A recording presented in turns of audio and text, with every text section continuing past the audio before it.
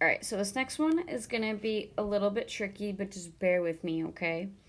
So I really want to multiply this in first. You don't have to, but I just feel like that's something that I want to do. So we're going to do that. So if you multiply that in, we'll get this. Which actually just becomes these two different integrals.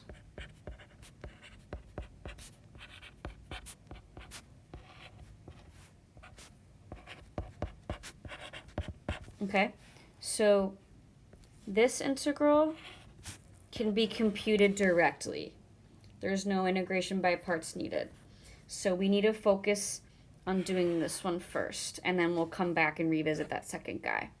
Okay, so integral 0 to 1 x squared e to the negative x dx. All right, this is function times a function where a u sub does not help me, okay? So we, again, need to figure out which one's our u, which one's going to be our dv. All right?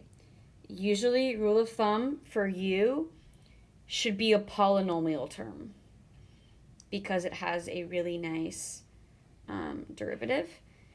So we're going to go with that here. Okay?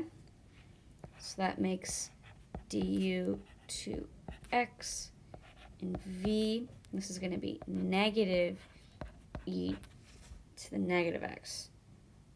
Okay? Because think about it.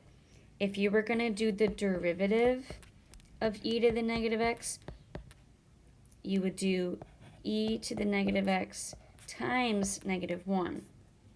Okay? The antiderivative of e to the negative x is e to the negative x divided by negative 1. This is like an inverse chain rule type thing. Okay? Just be careful there. All right, remember, u times v minus v du.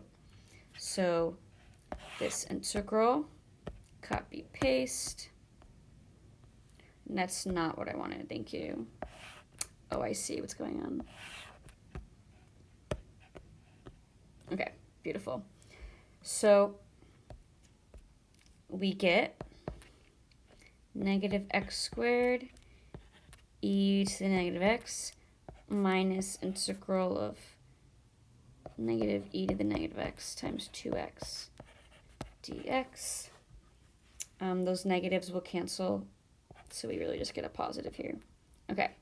Now, if you watched the last problem, I told you that if you did this correctly, you wouldn't need to do anything harder than a u sub with this integral.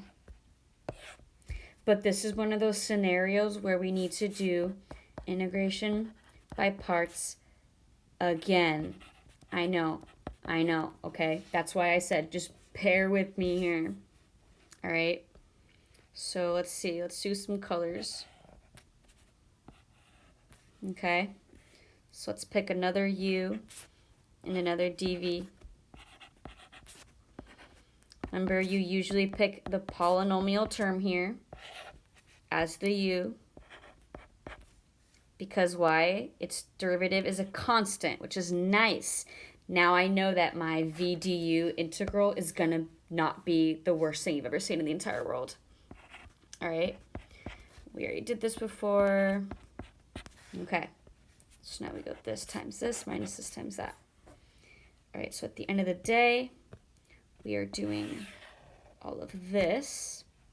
So copy, paste. We're going to go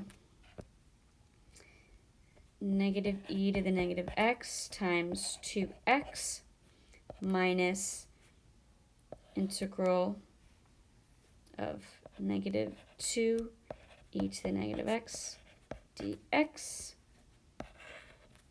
Those negatives are going to cancel and leave us with the plus right here. All right, we can do this, right? What can we do with this 2? We can pull it out here. So we can say 2 integral. Oh my God, we can do this integral. We already did it 2 times. Okay? So, this integral is going to be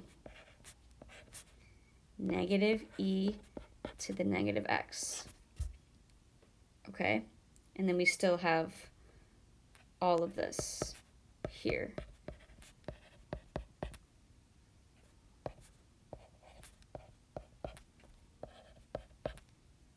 Okay, that's good. We can work with this. All right, so that's this first integral. That's that green integral from up there. So the whole integral 0 to 1, x squared plus 1. Okay, we get it. Is going to be this plus this.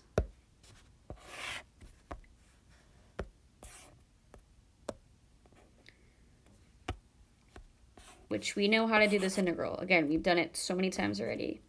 So we get negative x squared. All of this amazing stuff. And this again is going to be negative e to the negative x. All right, evaluate from 0 to 1.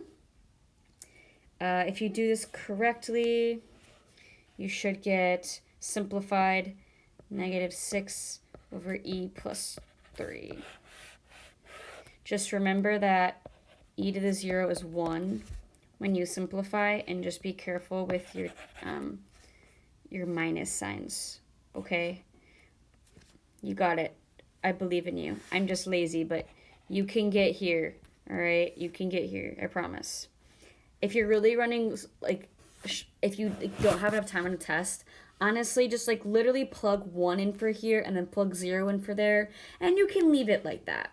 But if you have the time, you might as well simplify. But I understand that you only have 15 minutes and you shouldn't spend 20 of those minutes simplifying this down to this term. But anyways, moving on.